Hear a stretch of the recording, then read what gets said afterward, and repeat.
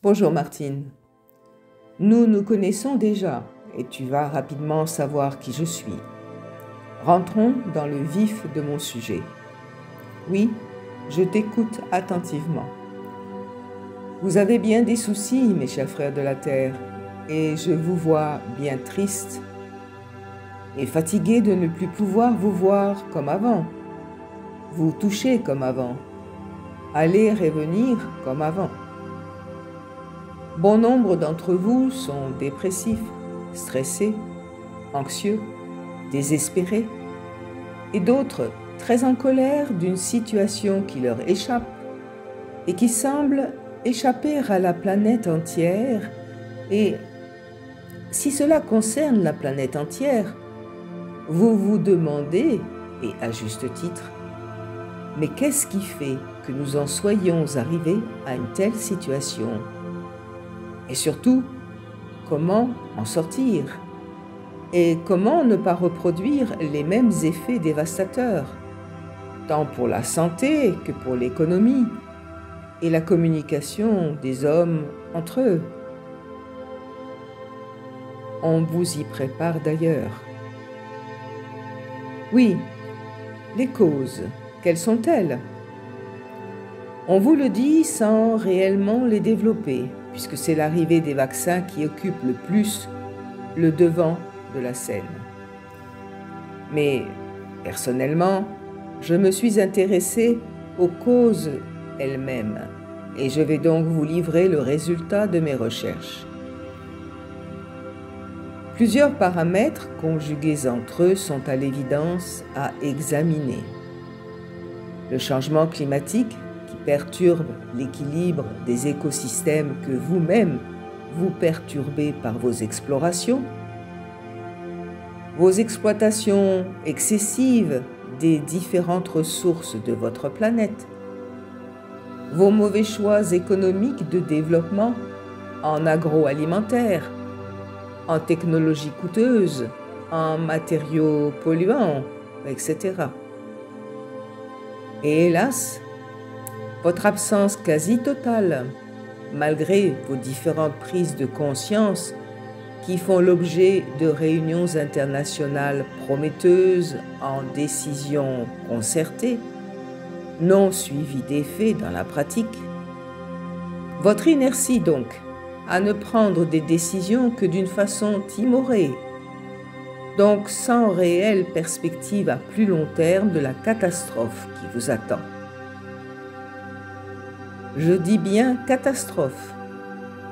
Et encore, voyez-vous, ce vocable est bien trop peu représentatif de ce que nous voyons se dessiner dans les années à venir et les quelques décennies à venir.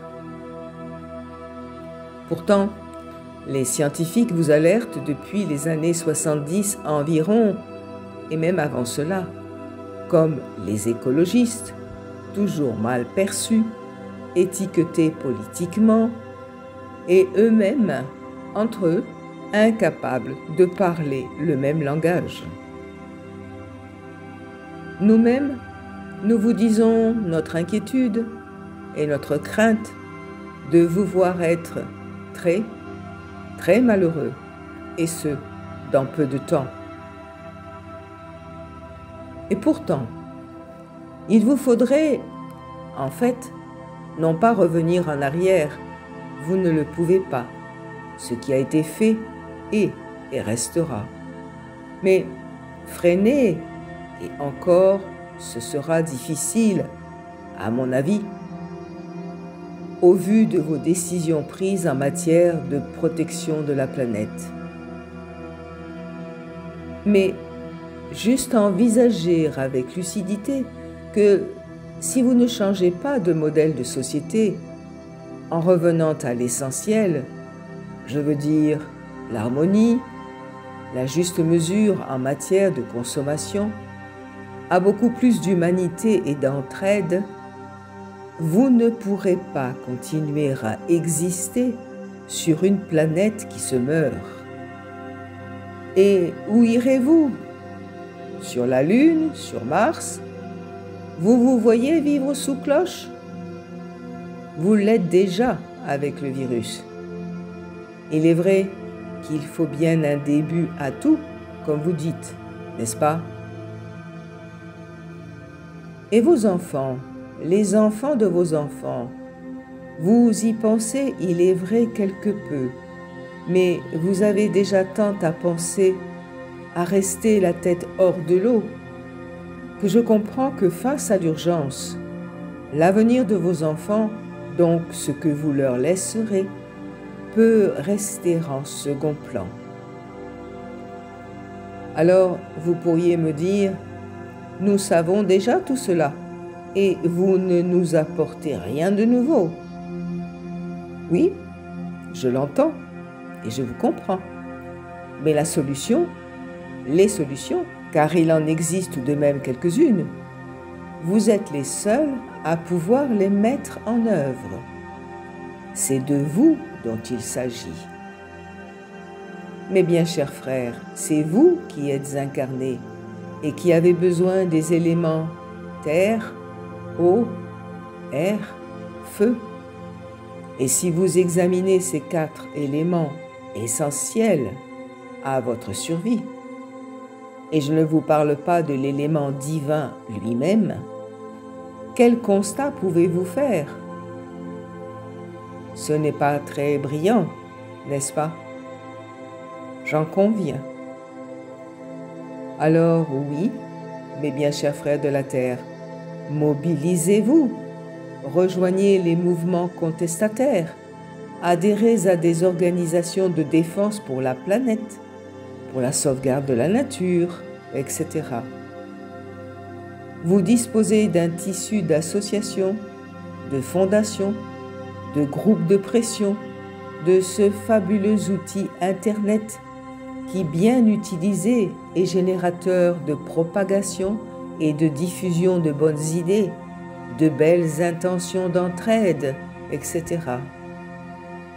En un mot, quittez vos canapés douillés et votre ronron quotidien, réfléchissez à ce que vous pouvez faire. Quelle est la cause qui vous touche? Et de quelle façon vous pouvez vous-même être un acteur de la défense des animaux, par exemple, de la protection de l'enfance ou de... Dans un monde plein de problèmes, soyez la solution. Donnez de votre temps.